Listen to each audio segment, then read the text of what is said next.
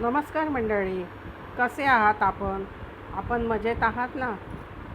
सादर करीत आहे श्रीपाद श्री वल्लभ कथा.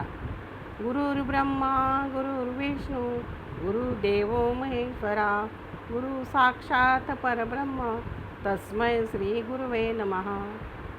श्रोते हो, आज आपण अध्याय 19 ब्राह्मण कुळात जन्मून यवनांप्रमाणे जगणाऱ्या दोघांवर श्रीपादांचा अनुग्रह कसा झाला ते पाहणार आहोत. चला तर मग आपण कथेला सुरुवात करूया.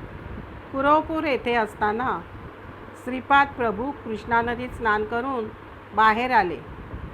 तेवढ्यात शंकरभट्ट 2 ब्राह्मणांसह त्यांच्या दर्शनास तेथे येऊन पोहोचले. शंकरभट्ट भांबावून गेले. काय करावे हे त्यांना सुचले नाही.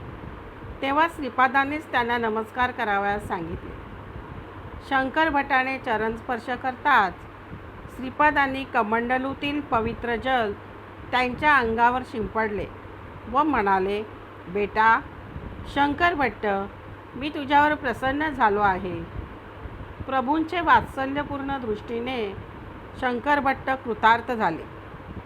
श्रीपादांनी आपला वरदहस्त शंकरभटाच्या मस्तकावर ठेवल्याने त्यांची कुंडली जागृत झाली. त्याच्या नजरेसमोर दिसणारी सारी सृष्टी अंतर्धान पावल्यासारखी अनुभूती आली. शंकरभट्ट भानावर आल्यानंतर श्रीपाद प्रभू त्यांच्याकडे 1000 मातांचे वात्सल्य डोळ्यात आणून पाहत पाहत मंद स्मित करत होते. त्यानंतर श्रीपादांनी शंकरभटाला विचारले, तुझ्याबरोबर असलेले हे 2 अपरिचित गृहस्थ कोण आहेत? त्यावर शंकरभट्ट म्हणाले, प्रभू, आपल्या दिव्य चरणांचे दर्शन घेऊ इच्छिणारे हे 2 ब्राह्मण आहेत. श्रीपादांना जगातील सर्व गोष्टी ज्ञात असतात. त्यांनी ताबडतोब शंकरभटाला सांगितले, अरे शंकरभटा, तू सांगतोस त्याप्रमाणे हे 2 ब्राह्मण नसून गोमांस खाणारे हे 2 यवन आहेत. हे ऐकता शंकरभट्ट स्तंभितच झाले.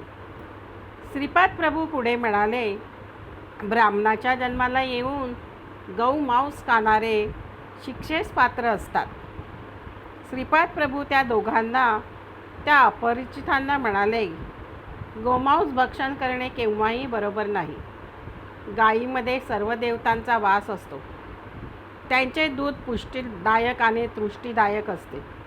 ब्राह्मण कुळात जन्माला येऊन जो गौमांस भक्षण करतो त्याला मी शिक्षा करतो. यज्ञामध्ये पशुबळी देऊ नये. पण जो तपोबल आणि योग सामर्थ्याने समृद्ध असतो अशा योग्यांनी यज्ञामध्ये पशुचा बळी दिला तर त्याचे पाप त्याला लागत नाही. पण त्या पशुची नीच योनीतून सुटका होऊन पुढील जन्म उत्तम योनीत होतो. पण अशा योग्यांव्यतिरिक्त इतरांनी जर यज्ञात पशुबळी दिला तर त्याला पशुहत्येचे पाप लागते. पूर्वजन्मी काही पुण्य केल्यामुळे या 2 यवनांना माझे दर्शन घेण्याचा योग आला आहे. परंतु तुम्ही केलेल्या गौहत्येच्या पापकर्मामुळे तुम्ही केलेला नमस्कार मी स्वीकारू शकत नाही. तुम्ही गौहत्या केली असून त्याच गायी पुढच्या जन्मी तुमच्या पोटी जन्माला येतील व तुम्ही कमावलेल्या धनाच्या जोरावर तुमचा छळ करतील.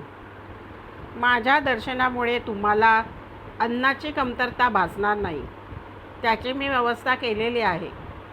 आता तुम्ही येथून ताबडतोब निघून जा व यवन स्त्रीबरोबर लग्न करून त्यांच्या रीतिरिवाजाप्रमाणे राहा.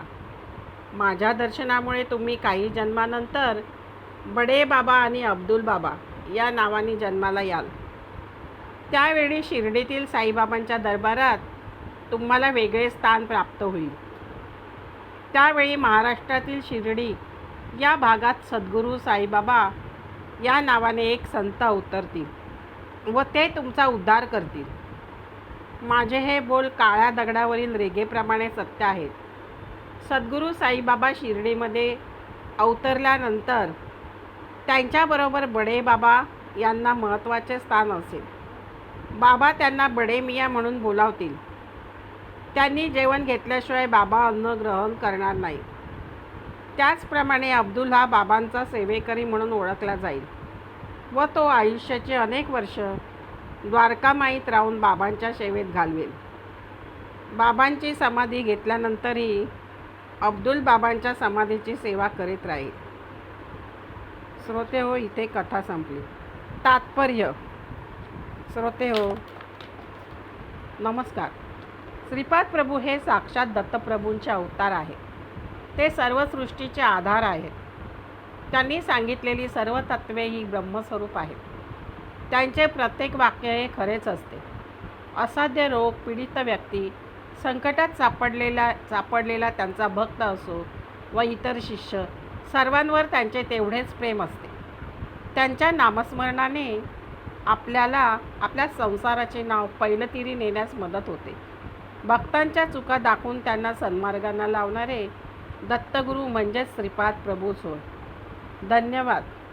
श्रोते हो, कथेला लाईक व सबस्क्राईब करा ही विनंती.